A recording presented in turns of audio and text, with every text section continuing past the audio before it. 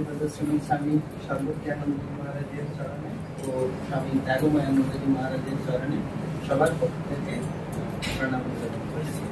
প্রথমে মহারাজকে আমরা আমাদের পাঠচক্র থেকে বরণ করে দেব, পুষ্পস্তবক।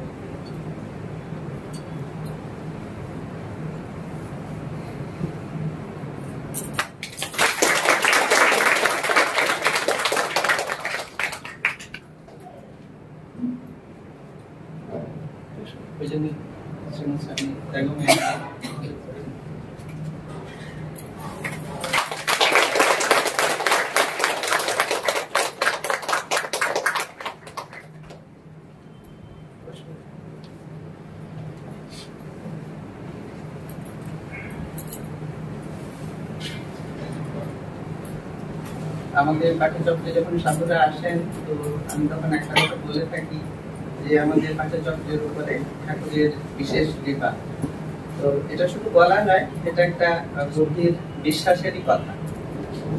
আর আমাদের সামনে মহারাজ আছেন আমাদের রামকৃষ্ণ মঠ মিশনের সাধারণ সম্পাদক পূজ্যপাদ শ্রীমদ স্বামী সুবীরানন্দ মহারাজ। আমাদের এই মঠ মিশন এবং সাধুদের সম্পর্কে উনি একটা মন্তব্য করেছিলেন, আমার সেটা মনে পড়ছে, যে বলছিলেন যে বিশ্বে বেদান্ত বিষয়ে আলোচনা যে এখন হয় তার সর্বপ্রথম অন্যতম বক্তা আমাদের স্বামী সর্বপ্রিয়ানন্দ মহারাজ। আর আমরা অনেকেই শ্রী তরুণ গোস্বামী মহাশয়ের ঘরে ঘরে বিবেকানন্দ বক্তৃতা আমরা শুনি। তো ওই বক্তৃতায় উনি প্রায় বলেন যে মহারাজ যে নিউ মার্কেট থাকেন, আশ্রমের পাশে যে পার্ক আছে, সেখানে যখন মহারাজ হাঁটেন বেদান্ত বিষয়ে আলোচনা বা প্রশ্ন উত্তরের জন্য মহারাজের কাছ থেকে আগে থেকে মহারাজের সাথে অ্যাপয়েন্টমেন্ট করতে হয়। আর সেই স্বামী সর্বজ্ঞানন্দ মহারাজকে আমরা এরকম আমাদের মধ্যে পেয়েছি। দুদিন আশ্রমে বলেছেন, এর আগে আজকে দিল্লি আইআইটি, এইমস এরকম জায়গায় এবং বিভিন্ন শিক্ষা প্রতিষ্ঠান, ইউনিভার্সিটি আরো এরকম বহু প্রতিষ্ঠানে মহারাজ বলেন। তো মহারাজের পরিচিতির কোনো প্রয়োজন নেই, কিন্তু আমাদের এখানে শ্রোতাদের কাছে যেন মহারাজের পরিচিতিটা দরকারি মনে হয়েছে। আমাদের খুব এখানে এরকম সব বেঙ্গল থেকে এসে সাধারণের মধ্যে দিয়ে ঠাকুরকে ভালোবেসে এরকম আমরা একত্রিত হই। সোমবারেও আমরা পাঠ আলোচনা করি, একসাথেই আমরা আসি। আজ আপনাকে পেয়ে আমরা খুবই কৃতজ্ঞ। আর এই বিষয়ে আমাদের পূজনীয় শ্রীমদ স্বামী ত্যাগময়ানন্দজি মহারাজের কাছে সবসময় কৃতজ্ঞ। 10 ফেব্রুয়ারি যখন আমাদের এই অনুষ্ঠানটি ঠাকুর এখানে প্রতিষ্ঠিত হলেন, এটা সবসময় আমরা বলি এবং বলবো খুব আনন্দের। মহারাজের সৌজন্যেই কিন্তু আমরা 21 জন সাধু উপস্থিতিতে আমাদের এরকম একটি অনুষ্ঠান আমরা পেয়েছিলাম।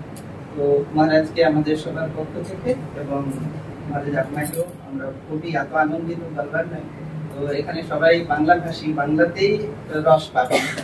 এরা ইংরেজি আমাদের সবাই মানে একটা গ্রাম থেকে উঠে আসা, তো এই প্রজন্ম তো এরা বড় হচ্ছে এখানে পড়াশোনা করছে, কিন্তু আমাদের জন্য আপনাকে আজ আমাদের অনেক বড় পাওনা হলো। আপনি আপনার মতো করে এই দর্শকদেরকে, শ্রোতাদেরকে না মানে এখন সরাসরি আচ্ছা রামকৃষ্ণ স্বর্ণম আমাদের পাঠ আলোচনা হয়ে গেছে, হয়ে গেছে।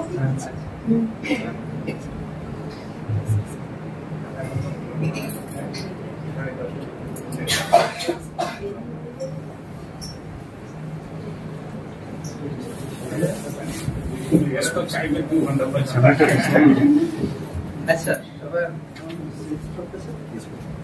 নিশ্চয়ই আছে।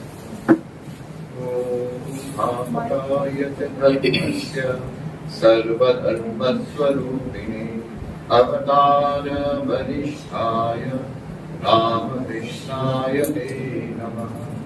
जननीं शारदां देवीं रामकृष्णं जगद्गुरुं पादपद्मे तयो श्रुत्वा प्रणमामि मुहुर्मुहुः। नमः श्रीयतिराजाय विवेकानन्दसूत्रये सच्चित्सुखस्वरूपाय स्वामिने तापहारिणे।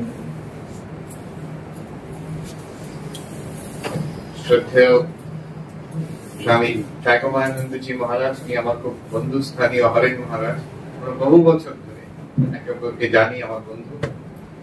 উনি আজকে ব্যবস্থা করে দিয়েছেন, আমার এখানে আসার সুযোগ করে দিয়েছেন। শ্রদ্ধেয় অনিল বাবু, কার্তিক বাবু, অন্যরা যারা আছেন এখানে, যারা আয়োজন করছেন পাঠচক্রে, এবং প্রিয় ভাই ও বোনেরা এখানে, এটা দেখে আমার এত আনন্দ হচ্ছে। তার একটা কারণ হচ্ছে, আমি আজকে সাধু হয়েছি কিন্তু পাঠচক্রের জন্য। আমার পূর্বাশ্রমে ঠাকুমা ঠাকুরদা তারা পাঠচক্র চালাতেন কটকে। তাদের বাড়িতে যখন পাঠচক্র হতো, নাতি নাতনিদের কম্পালসারি ছিল যে আমাদের সবাইকে চুপ করে বসে থাকতে হতো একটা কোণে। চুপ করে বসে পুরোটা শুনলে তার শেষে কপি পাওয়া যেত একটা, সেই কপি আমরা চুপ করে বসে থাকতাম। সেই কথা শুনতে শুনতে তার একটা অনুপ্রেরণা হয়। So this is a tremendous initiative.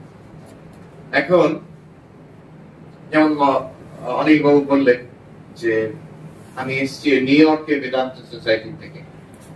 তোমরা সবাই জানো, যারা এখানে আছে, যে স্বামী বিবেকানন্দ গেছিলেন আমেরিকাতে সেপ্টেম্বর 11, 1893 শিকাগো পার্লামেন্ট ওয়ার্ল্ড রিলিজিয়ন্সে, সেখানে উনি বক্তৃতা দিয়েছিলেন। কিন্তু তারপরেই কি হলো, যে নিউ ইয়র্ক থেকে লোকেরা তাকে ধরলো যে আমাদের শহরে আসুন, সেখানে আপনি আমাদের বেদান্ত, যোগ এসব শিক্ষা দেবেন। স্বামীজি নিউ ইয়র্কে গেলেন 1894-এ, এই প্রথম Vedanta society of New York, Belur মঠেরও আগে তৈরি হয়। তো আমি এখানে ভাবছিলাম কি বলবো, যে অধ্যাত্ম জীবনে ধ্যান, ধারণা, ভক্তি, জ্ঞান, এতে কি হয়, কি লাভ হয়। ভগবান বুদ্ধকে একবার একজন জিজ্ঞেস করছেন, ভিক্ষু সন্ন্যাসী, বৌদ্ধ সন্ন্যাসী জিজ্ঞেস করছেন যে আচ্ছা, একটা আমার প্রশ্ন আছে। কি প্রশ্ন তোমার? এগুলো অরিজিনাল সোর্স থেকে, মানে হোয়াটসঅ্যাপের গল্প নয়, অ্যাকচুয়ালি এটা মানে প্রাচীন পালি গ্রন্থ থেকে। জিজ্ঞেস করেছেন আমার একটা প্রশ্ন আছে। তখন ভগবান Buddha, by that time he is already well known, তার বৌদ্ধ সংঘ প্রতিষ্ঠা হয়ে গেছে, অনেক সন্ন্যাসী আছে। একজন সন্ন্যাসী জিজ্ঞেস করছেন, আমার প্রশ্ন হচ্ছে, আপনি তো বলেছিলেন যে জগতে দুঃখ আছে, দুঃখ মানে ভগবান বুদ্ধের গল্পে শোনা যায় যে উনি দৃশ্য দেখেছিলেন, 4টি দৃশ্য। যদি কেউ জানো, যে একটা হচ্ছে একজন বুড়ো মানুষ, কষ্ট পাচ্ছে, আরেকজন হচ্ছে রোগ হয়েছে, সিক পারসন, সে কষ্ট পাচ্ছে, আরেকটা ডেড বডি, ডেড পারসন, আর ফোর্থ যেটা দেখেছিলেন একজন সন্ন্যাসী। তো এই যে বার্ধক্য, রোগ এবং মৃত্যু, এই হচ্ছে মানুষের সবচেয়ে বেশি দুঃখ। কিন্তু দুঃখ তো অনেক রকমের আছে। ভগবান বুদ্ধের যে 4টে আর্য সত্য, তার মধ্যে প্রথম ছিল যে সর্বম দুঃখম, দুঃখই হচ্ছে প্রধান এই জীবনে। দুঃখ থেকে বেরোনোর একটি উপায় আছে, আর সেই উপায় সন্ন্যাসী বললেন আপনি আমাদের শিখিয়েছেন। ভগবান বুদ্ধ বলছেন, বেশ, তোমার প্রশ্ন কি? প্রশ্ন হচ্ছে আচ্ছা, দুঃখের পারে যাওয়ার যে কথা আপনি শিখিয়েছেন, আমরা সবাই চেষ্টা করছি, কিন্তু আমরাও তো বুড়ো হচ্ছি, আর আমাদেরও তো রোগ হচ্ছে, আমাদের মধ্যেও তো অনেকে মারা গেছে। তার মানে বার্ধক্য, রোগ, মৃত্যু আমাদেরও তো হচ্ছে। আপনি বললেন যে দুঃখের পারে যাওয়া যায়। আচ্ছা, আপনি স্বয়ং ভগবান বুদ্ধ, আপনার তো বয়স হচ্ছে, আপনারও তো শরীর খারাপ হয়, আর একদিন আপনিও মারা যাবেন।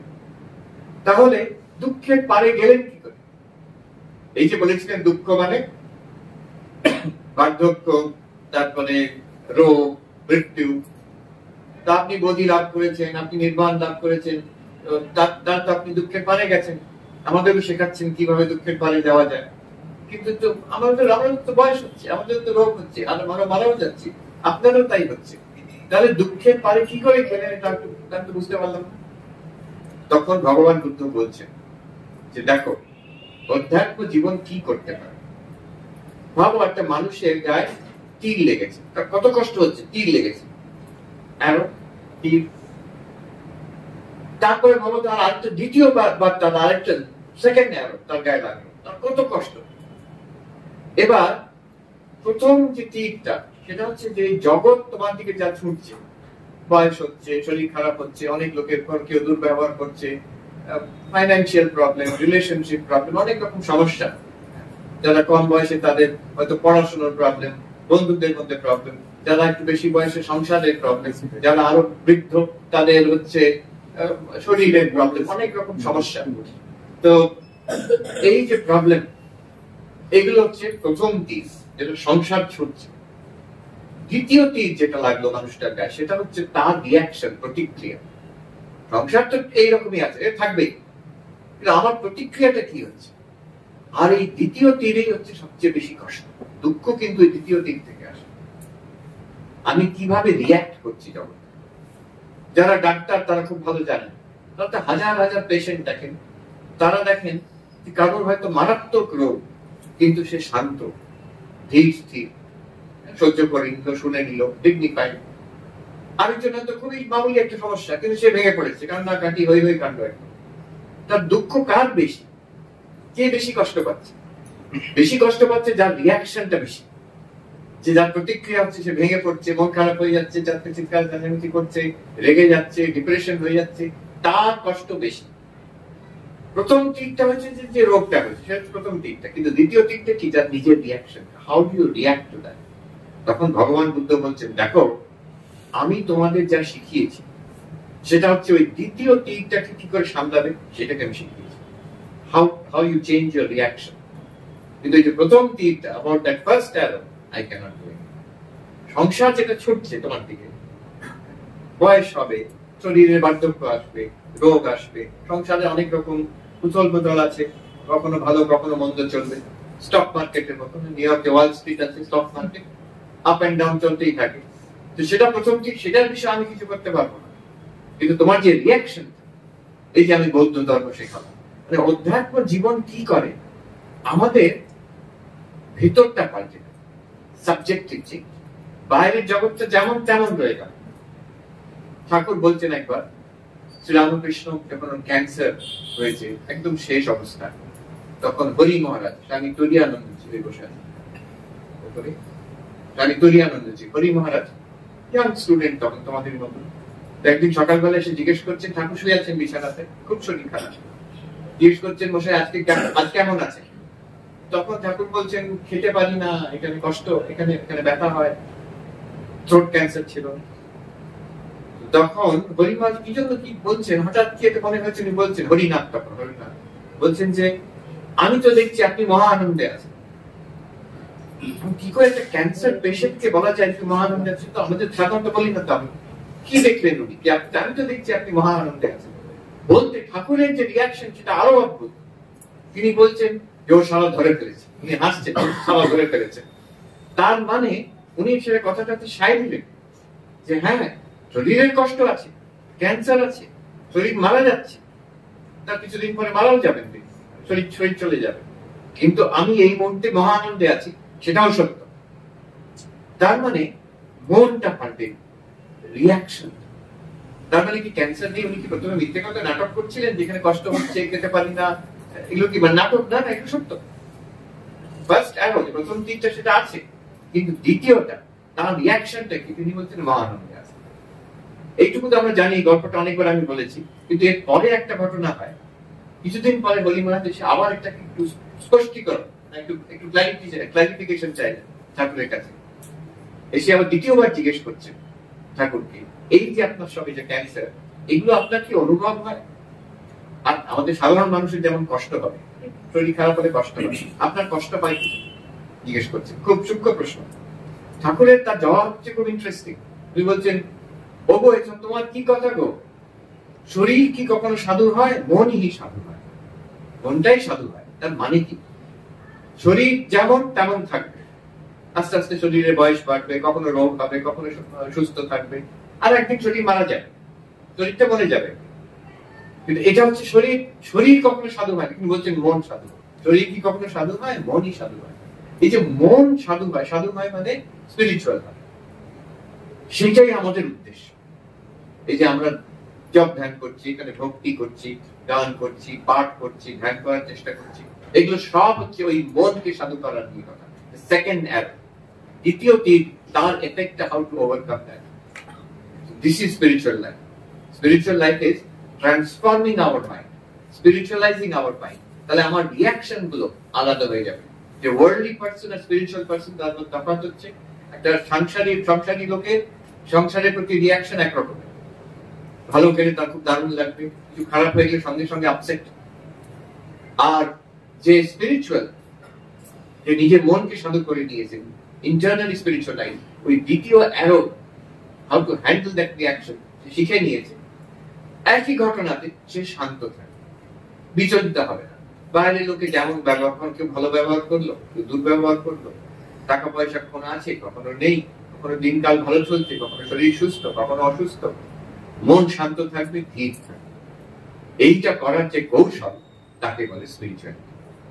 এই আমাদের ধ্যান, আমাদের পাঠ, জ্ঞান, আমাদের ভক্তি করা, এইসব মন্দির করা, এসব পেছনে কিন্তু ওই একটা অধ্যাত্ম বিদ্যা, মনটাকে কি করে সাধু করবে, এক বিরাট বড় বিদ্যা। It's the most precious thing. আরেকটা জিনিসও বলে রাখি, আমি বললাম প্রথমে সংসার যেমন কি তেমন থাকবে, আমার রিয়াকশন পাল্টে যাবে, এটা কিন্তু প্রাথমিক। এরপরে শেষ পর্যন্ত সংসারও চলে যাবে। আমাদের যেটা হিন্দু, বৌদ্ধ, জৈন ধর্মের যেটা ধারণা, যে জন্ম মৃত্যু চক্র থেকে মুক্তি পাওয়া হচ্ছে উদ্দেশ্য, মোক্ষ, নির্বাণ, কৈবল্য, যেগুলো আমি বলি এই শব্দগুলো, এর মানে যে প্রথম অ্যারোটাও চলে যায়, এটা ultimate. But first of all, এখন এই জীবনে, এখন যে জীবনটা আছে, এর মধ্যে কিন্তু এই how to handle the suffering from the second arrow, কি করে করবো আমরা। তো স্বামীজি এখানে সমগ্র যে অধ্যাত্ম জীবন, সেটা কি চারটি কথাই নিয়ে এসেছে। চারটি যোগ, স্বামী বিবেকানন্দ চারটি যোগ শুনেছো তোমরা, নাম শুনেছো? 4 yogas, চারটি যোগ। কে বলতে পারবে কি কি আছে? কি যোগ? জ্ঞান যোগ, কর্মযোগ, ভক্তি যোগ আর রাজযোগ। হ্যাঁ, তো একটা হচ্ছে রাজযোগ, ডাইরেক্টলি মনকে নিয়ে কথা।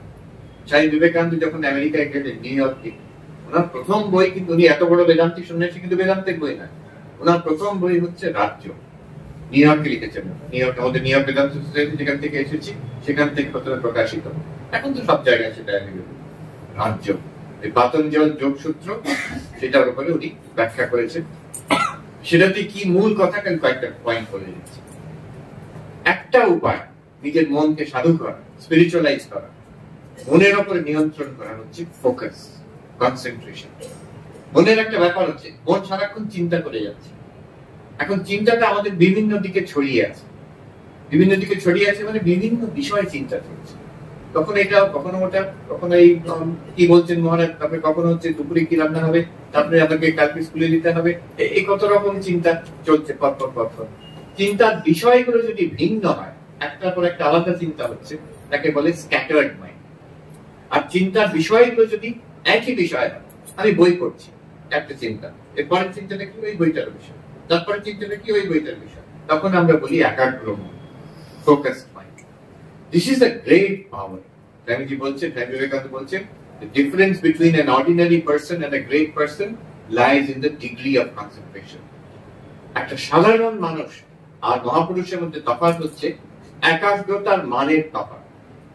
আমরা কতদূর একাগ্র হতে পারি আর মহাপুরুষ কতদূর একাগ্র হতে পারে।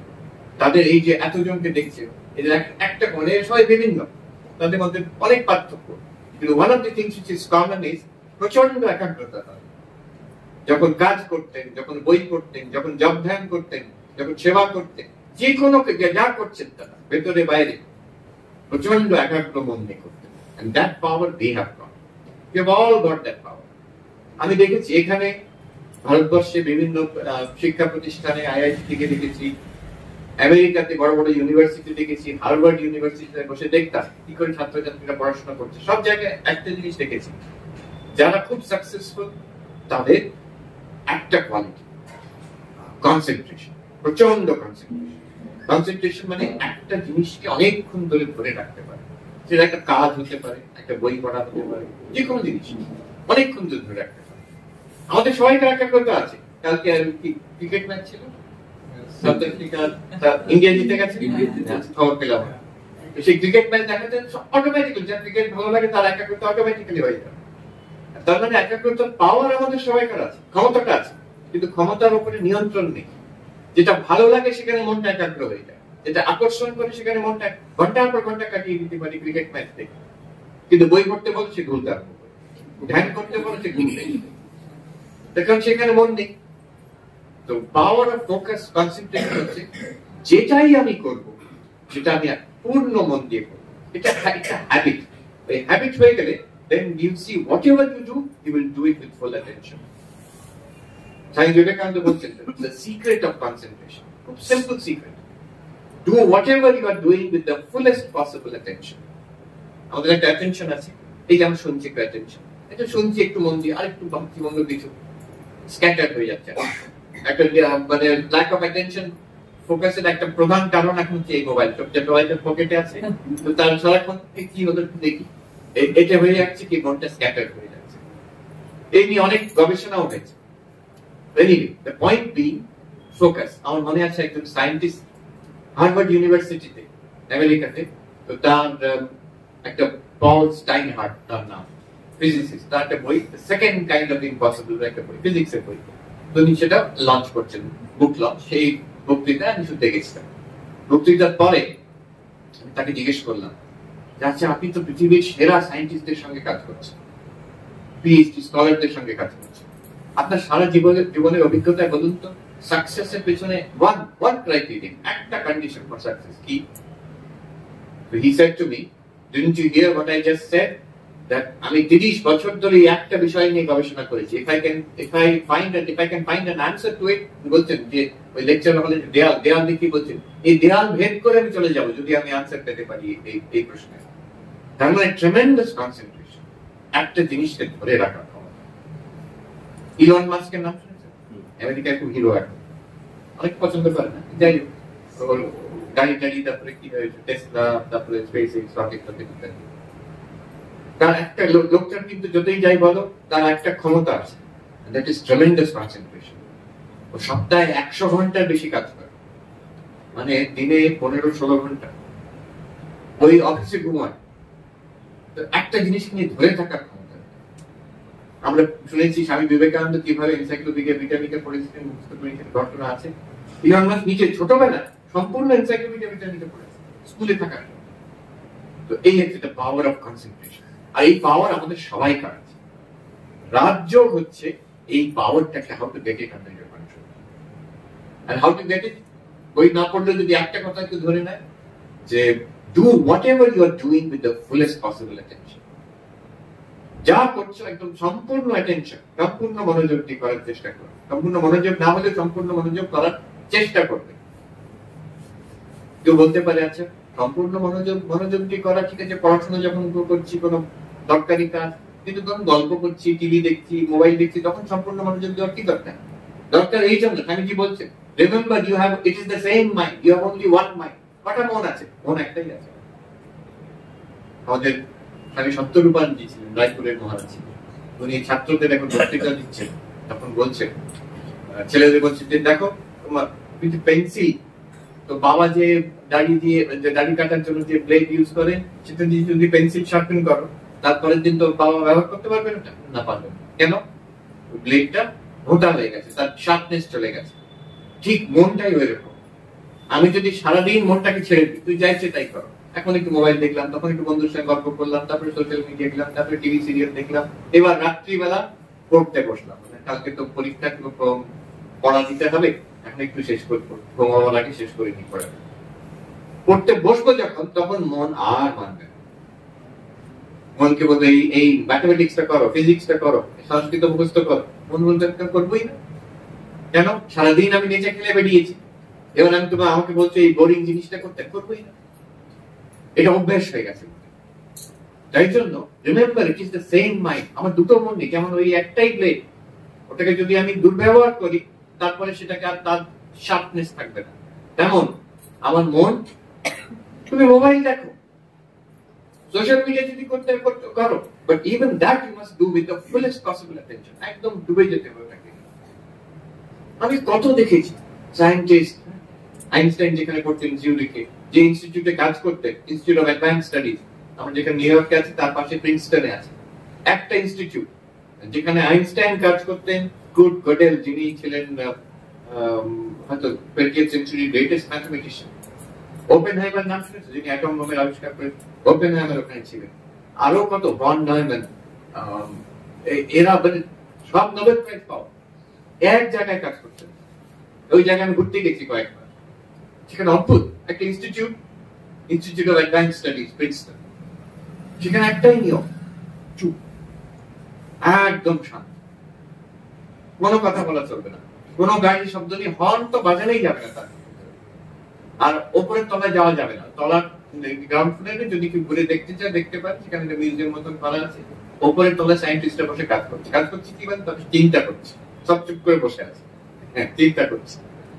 বিরাট বড় লন, কোনো আড়ম্বর নেই, সেখানে একসময় আইনস্টাইন হেঁটেছেন, ওপেনহাইমার হেঁটেছেন। একাগ্র, পুরো ইনস্টিটিউটটার জন্য একটাই মটো, কনসেন্ট্রেশন, ফোকাস। দ্বিতীয় এই হলো রাজ্য, দ্বিতীয় হচ্ছে ভক্তি। এই যে আমরা দেখছি এখানে মন্দির, মুসলমানরা মসজিদে যায়, খ্রিস্টানরা গির্জায় যায়। আমি ভ্যাটিকান থেকে এলাম, যেখানে ভ্যাটিকান সিটি নাম শুনছেন, যেখানে পোপ থাকেন, তো খ্রিস্টানদের। এগুলো সব হচ্ছে ভক্তি। ঈশ্বর আছে, ঈশ্বরে বিশ্বাস করা। কেউ যদি বলে আচ্ছা ঈশ্বর আছে জানবো কি করে, বিশ্বাস করে না।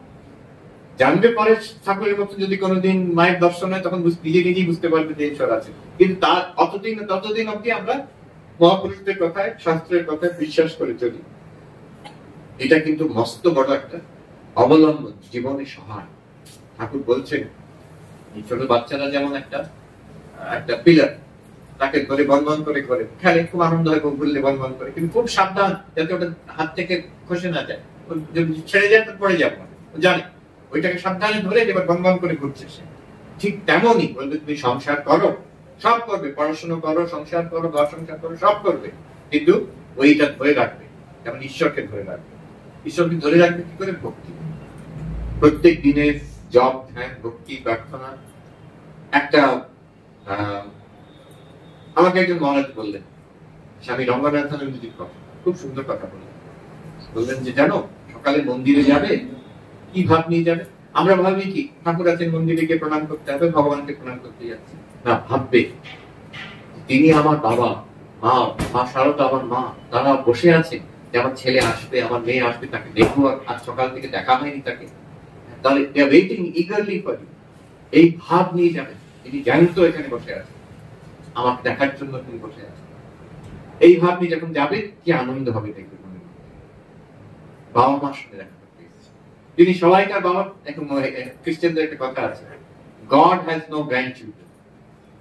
ঈশ্বরের নাতি নাতনি নেই, সবাই ঈশ্বরের ছেলে আর মেয়ে। তুমিও যেমন ঈশ্বরের ছেলে কিংবা ঈশ্বরের মেয়ে, ভগবানের ছেলে কিংবা মেয়ে, তোমার বাবা মাও ঈশ্বরের ছেলে কিংবা মেয়ে। So we are all the children of god. এই ভাবটা তিনি আছে। মা বলে গেছে, জীবনে আর কিছু হোক না হোক, আর কেউ তোমার থাকুক আর না থাকুক, এইটুকু জানবে তোমার একজন মা আছে, আমি আছি। আমি জানবো কি করে? বিশ্বাস করে। মহাপুরুষরা বলেছেন, মা স্বয়ং বলে গেছে, ওইটুকু বুঝতে পারবে পরে। এখন আপাতত বিশ্বাস করে আরম্ভ করো, আস্তে আস্তে বুঝতে পারো। এখানে যারা এই যে পাঠচক্র স্থাপন করেছে, আমি তো বুঝতে পারছি এটা তো অনেক স্ট্রাগল করে করতে হয়েছে, অনেক কিছু। তার মধ্যে একটা হবে, আমি না জেনেই বলছি, আমি বা বন্ধুরা যারা আছেন, করতে করতে আপনাদের পরিষ্কার দৃঢ় ধারণা হয়ে গেছে ঠাকুর আছে, তার সাহায্য ছাড়া সম্ভব। আপনাকে ইনস্ট্রুমেন্ট করে তিনি করে যাচ্ছে। তো এই একবার এই হরি মহারাজ, ওনাকে একজন ব্রহ্মচারী মহারাজকে চিঠি লিখেছেন। কি চিঠি লিখেছেন আমি জানি না, কিন্তু ওনার চিঠিটা আছে, উনি জবাব দিচ্ছেন। লিখছেন যে তুমি লিখিয়াছো যে বড় রিলিফের কাজ করছে, যারা ত্রাণ কার্য করছে, অনেক গরিব মানুষকে, যারা দুস্থ মানুষ, তাদের খাওয়ানোটা অনেক। তুমি লিখে আছো যে তোমার জপ ধ্যানের সময় হয় না, সাধন ভজনের সময় হয়। কিন্তু জানো, জেনে রেখো, এইরকম বড় বড় কাজ করা খুব ভালো। কেন? যে এতে ঈশ্বর নির্ভরতা বাড়ে, বিশ্বাস হয়ে যায় ঈশ্বর আছে। যখন এত বড় বড় কাজ করবে, আমাদের কি আছে, কোন সম্বল নিয়ে আমি কাজ আরম্ভ করলাম, কিন্তু সব পথ হয়ে গেল। তার মানে এই যে একটা সাহায্য আছে, যে বড় বড় কাজ করার সাহস করে, সে বুঝতেই পারবে না। সে তো মুখে বলবে বিশ্বাস করে ঈশ্বর আছে, কিন্তু করতে গিয়ে যখন অনুভব হয় এটা আমার ক্ষমতার বাইরে, কিন্তু কিভাবে হয়ে গেল কাজ, তার মানে তিনি সাহায্য করছেন। এই যে বিশ্বাস তিনি আছেন, এই খুঁটিটাকে ধরে রেখে বন্ধন করে ঘোরা, মানে সংসারের সব কাজ, তোমার পড়াশোনা করা, চাকরির জীবন, তোমার ঘর সংসার করা, আশ্রম চালানো, এগুলো হচ্ছে এই বন্ধন করে ঘোরা। কিন্তু ধরে রাখতে হবে খুঁটিটাকে, একে বলে ভক্তি। আমার ভালোবাসা, সমগ্র ভালোবাসা ঈশ্বরের দিকে। দেখি মানুষকে ভালোবাসবো না, নিশ্চয়ই ভালোবাসবো, কিন্তু আমি জানবো সেই ঈশ্বর, সেই ঠাকুর, সেই আমার মা শারদা এদের মধ্যে আছে, আমি তাকেই ভালোবাসছি এদের মাধ্যমে। লোকে ভাববে যে আমাকে কি ভালোবাসেন তিনি, কিন্তু সেই যে আমি সেই বাইরের মানুষটিকে না, তার মধ্যে যে অন্তর্নিহিত দেবতা আছে তাকে ভালোবাসছি, তার আসল স্বরূপকে ভালোবাসছি, তাকে ঠিক ঠিক ভালোবাসা সেইটা। তারপরে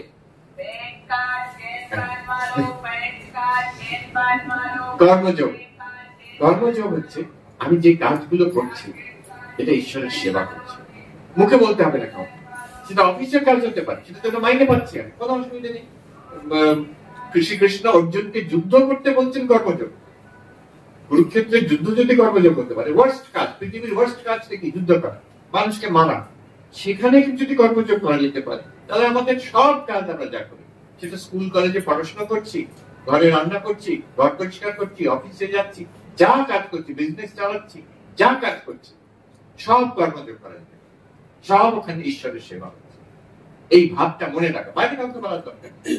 বাইরে যেমন চাকরিতে যাচ্ছেন, স্কুলে যাচ্ছ, কলেজে যাচ্ছ, পড়াচ্ছ, পড়ছো, this view unselfish, not shellfish.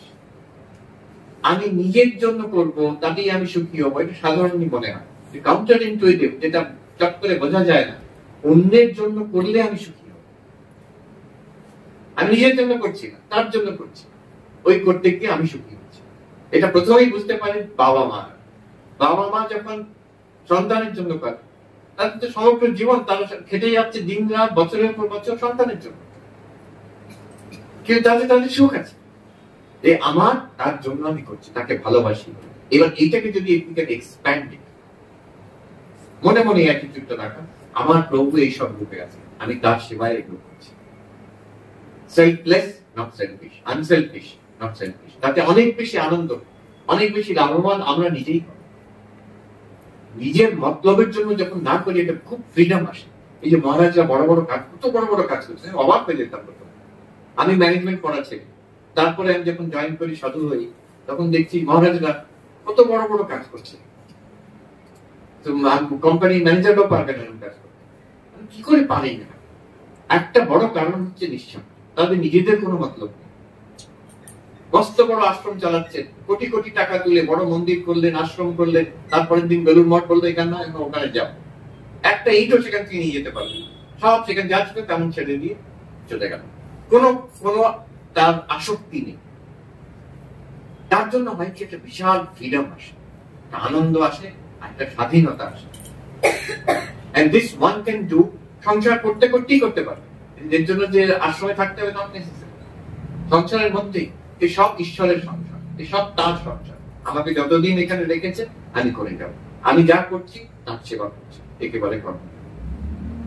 এবং জ্ঞান যোগ আছে, আমি যে জ্ঞান যোগ করে দেখবে যে আসলে আমি কি, আমি কি এই শরীরটা, আমি কি এই মানুষটা। ঠাকুর যেমন বলছেন যে মহা আনন্দে আছে, শরীরে ক্যান্সার, কি করে মহা আনন্দে থাকা যায়? আমি শরীর নই, আমি মন নই, আমি চৈতন্য, আমি আত্মা, আমি প্রকাশ স্বরূপ। মন, এই প্রকৃতি আর মনের পারে এক চৈতন্য আছে, যেটা এখনই আছে। And I realize I am that. একটু বিচার করলেই বোঝা যায়। জ্ঞান যোগ হচ্ছে বিচারের পর, ধ্যান যোগ কিংবা রাজযোগ হচ্ছে কনসেন্ট্রেশন, মনের একাগ্রতার পর, ভক্তি যোগ হচ্ছে হৃদয়ের পর, ভালোবাসার পর, কর্মযোগ হচ্ছে কাজের পর।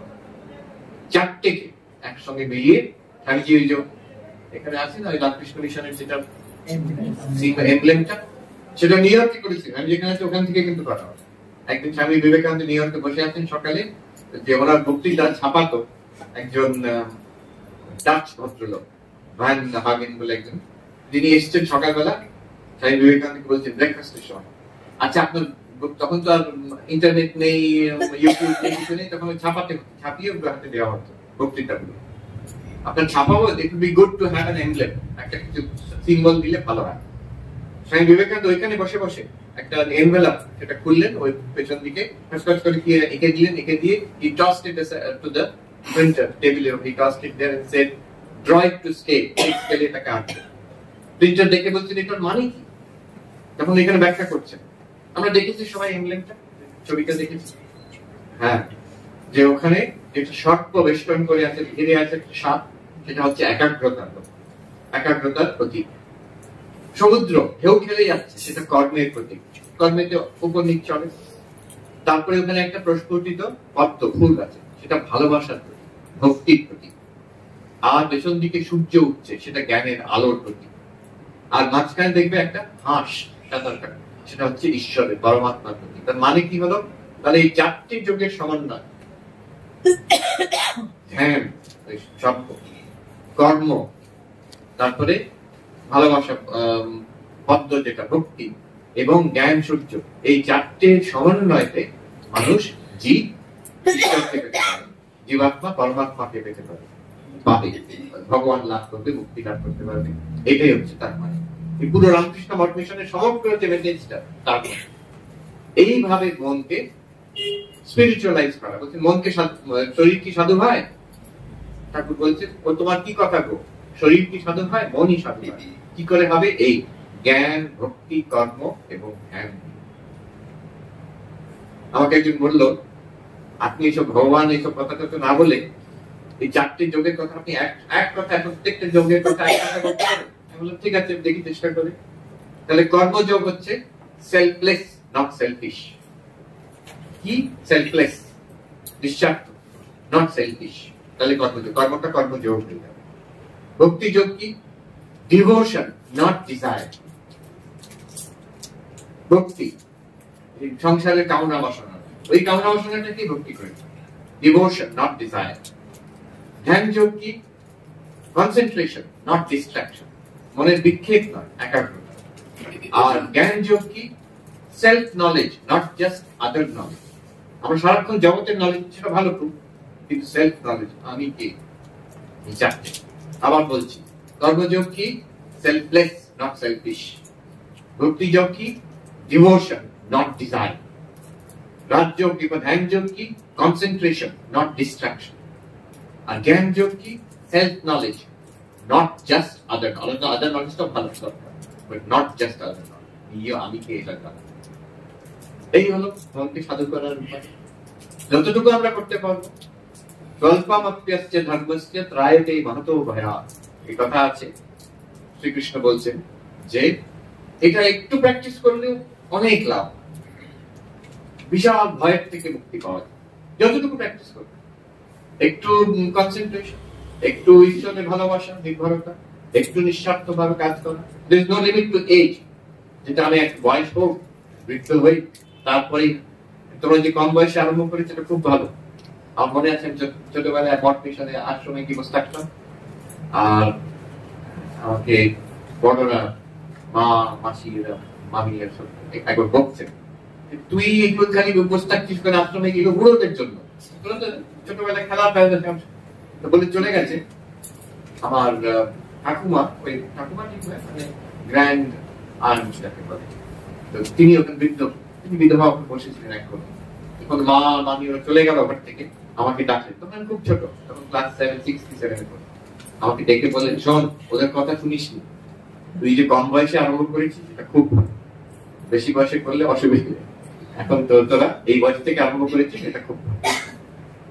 যে বয়স হোক, যেখানেই হোক। আবার তো মনে হয় আবার যারা অনেক বয়স হয়ে গেছে তারা বলে, আমি আগে জানতে পারলাম না মহারাজ, এখন বুঝতে পারছি, আমার তো বয়স হয়ে গেছে, এখন কি হবে। অদ্বৈতানন্দ মহারাজ, গুরুগোপাল মহারাজ, ঠাকুরের থেকেও বেশি বয়স। উনি যখন আরম্ভ করলেন বেশি বয়সে আরম্ভ করলেন, বয়স ঠাকুরের থেকে বেশি বয়স। আমার হচ্ছে উনি এইটা সিম্বল, যে বৃদ্ধ বয়সে আরম্ভ করলেও ভগবান লাভ করা যায়। তিনি ব্রহ্মজ্ঞানী হয়ে গেলেন। আমাদের দেখাচ্ছে কম বয়সে হোক, কিংবা বৃদ্ধ বয়সে, কিংবা মিডল এজ, যখনই হোক, স্টার্ট এই চারটে যোগ: সেবা, ভক্তি, ধ্যান ও জ্ঞান। সব কথাই গ্রহণ করবে। ওম শান্তি শান্তি শান্তি। হরি ওম তৎসৎ। শ্রী রাম কৃষ্ণ